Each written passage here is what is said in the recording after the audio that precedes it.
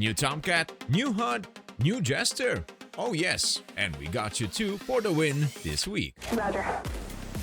Today we continue our impressions on the upcoming F14B upgrade after spending some quality time flying it before release. We'll talk about the brand new VDIGR HUD and the upcoming Female Jester, but also about a clever little utility that could save hundreds of gigabytes on your SSD. We got more development news from IndiaFoxtEcho, and by the end of this video, you'll know exactly how you and your favorite Rio can win your own Tomcat upgrade package. Here and How I Play.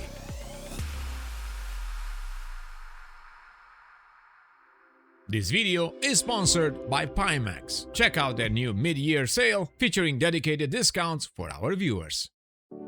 Hello virtual pilots, I'm Andre Celesti, and I hope July has been treating you well, because this month is shaping up to be one of the busiest we've ever had in quite some time. We got major development coming from several DCS developers. I've been working behind the scenes on some exciting projects that I can't wait to share with you. The HIP Dynamic server is entering its final stretch before release, and yes, we've been flying something rather special. But before we get there, I promised we would announce the winner of our biggest hardware giveaway so far. And promises are promises. Over the past few weeks since our initial announcement, thousands of you joined our HIP for Rudders giveaway. To every single one of you who watched, commented, shared our videos and supported the channel, thank you.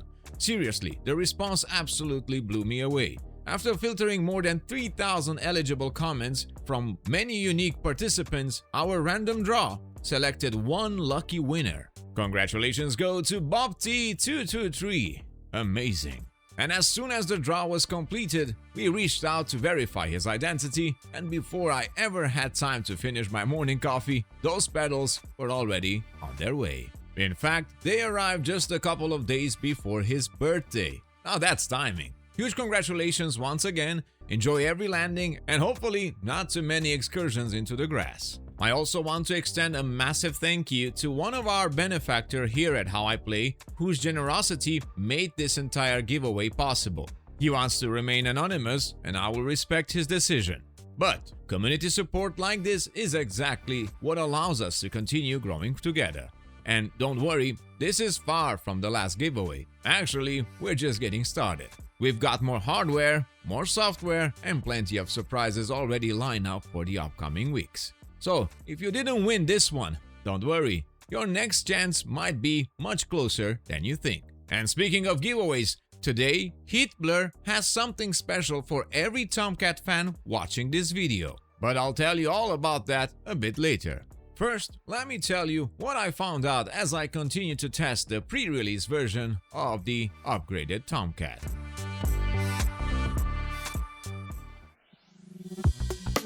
If you ever flew the F-14 in DCS until so far, you would know that as a pilot, you rely a lot on the help of your Rio, be that Jester AI or a human, to help you out with the situational awareness and target acquisition. The Tomcat has its own character, and even with its simple cockpit display, was still a pleasure to engage with its systems.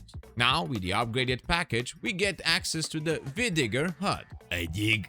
The R stands for replacement. And as we know, the HUD is the primary source of flight information. Critical data like airspeed, altitude, and attitude is presented on the HUD in all modes. But with the VDIGR, you get a more modern experience in the Tomcat. In short, more information in a faster refresh rate. And the best part, it's nothing too crazy that you need to study a whole new manual for it. It's very intuitive from the get-go. So you get both flight and tactical data projected on the HUD that allows you to widen your horizon when dealing with any given situation in the Tomcat. Plus, that flight path marker in all HUD modes brings the Tomcat in the modern age, helping out with maneuvers and landings. One of my favorite additions is the ability to designate which target you want information on, and not rely on Jester or your Rio to do that. And when going air to ground, the lantern pod line of sight is shown on the HUD. And that element in combination with the new Jester designate function is awesome when operating solo with the F-14. Now, the introduction of the replacement HUD brings a few changes on the central panel, like the ACM panel switches and master arm being relocated in different positions. Alright, So we talked about it until so far, but at the end of the day, is this HUD a big deal when it comes to operating the F-14? Best I can say, think of it not as the change that makes the Tomcat better, is the combination of all changes that come together within this new HUD system. It's where you, the pilot, will perform most tasks in the Tomcat and where the power lies when engaging air-to-air and air-to-ground. One example is the new DCS or Digital Flight Control System that, in conjunction with the faster refresh mode, gives you a better sense of control when flying the Tomcat. It's not fly-by-wire, but I definitely didn't snap my wings off yet, so must be doing something, right? With that being said, does this make you only want to operate the upgrade variant of the Tomcat within DCS? Well, not necessarily, because at the end of the day, DCS is not about competitive advantage on a PvP situation. It's about simulation and performing tasks in more or less able aircraft and completing your mission nonetheless. This is not about the aircraft. Again, it's about the pilot, you. Now, of course, if you mostly fly on PvP servers with a highly competitive crowd, you will already switch to your favorite module. That's understood. But that's one side of a larger ecosystem. Meanwhile, if you didn't discover it already, Jester is about to have his female variant part of the Tomcat experience. But there's a catch. Because the actual Jester voice lines are in the thousands, they relied on a high-quality AI voiceover to have all the lines we know and love, plus some new ones in the new voice. Alrighty, I'll scan that direction. We have a Bandit 2 ship, Raw 1056. Shit, get rid of him, he's right behind us. As a first impression, they sound really cool. And again, it's about multiple options and preferences. I'll continue showcasing my findings with the Tomcat as time goes by. I'm even planning a live stream tomorrow where I can take you in a larger discussion about this module. But as I dive deeper and deeper within the new additions of the Tomcat, I of course see its place among the other modules in DCS, but wonder what upgrade variants we can see next and for which other modules. I guess time will tell.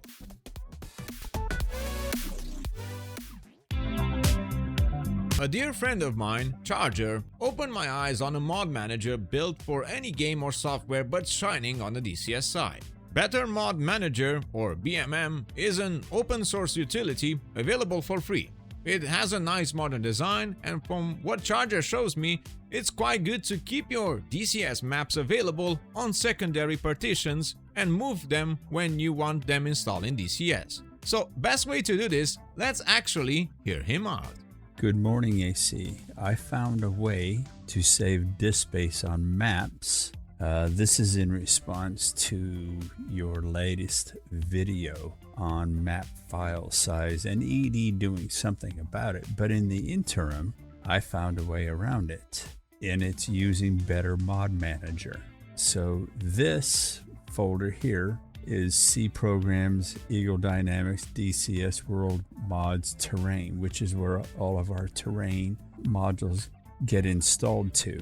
This is my DCS Mod Manager, or Better Mod Manager, where I moved some of the maps from here to here so that I could install them when I want them. So this is to save disk space on drive C. So the way it works is you just click whichever one you want and activate it. Now, unfortunately, because these maps are so large, it takes a little bit to move them over there.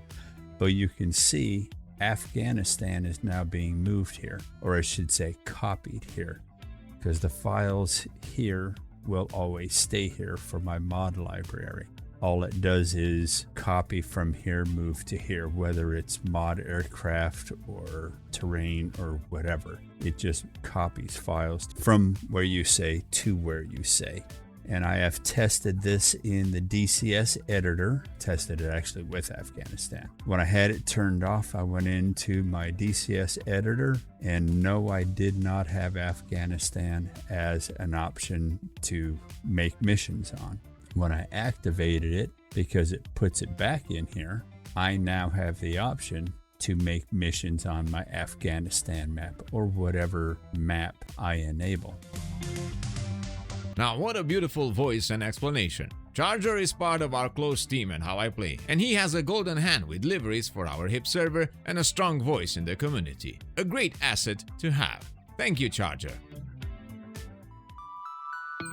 IndiaFoxtEcho have been incredibly active behind the scenes lately, and one thing I generally appreciate is how transparent they are with their development. More important, they listen. So when you, the community, suggested that a binocular-style viewing mode could be a valuable addition to the MB339, particularly for Cold War missions, forward air control duties, and any scenarios where spotting targets visually is half the battle, instead of brushing the idea aside, the team decided to experiment with it. The result? Well, what you're seeing on the screen is the very first prototype. Now, before anyone gets too excited, this is still very much work in progress. The lens effect is only a placeholder, and IndiaFoxtEcho have made it clear that these screenshots don't represent the final implementation. But I love seeing developers share ideas this early because it gives us a glimpse into where the module is heading.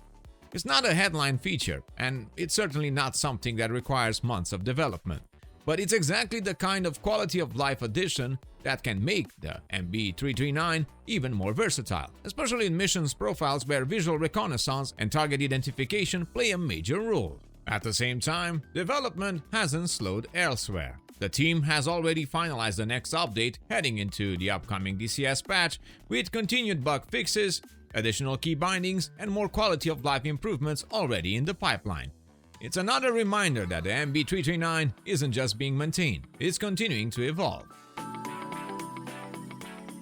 And now, for the quick giveaway that will land you a double upgrade package for you and your Rio.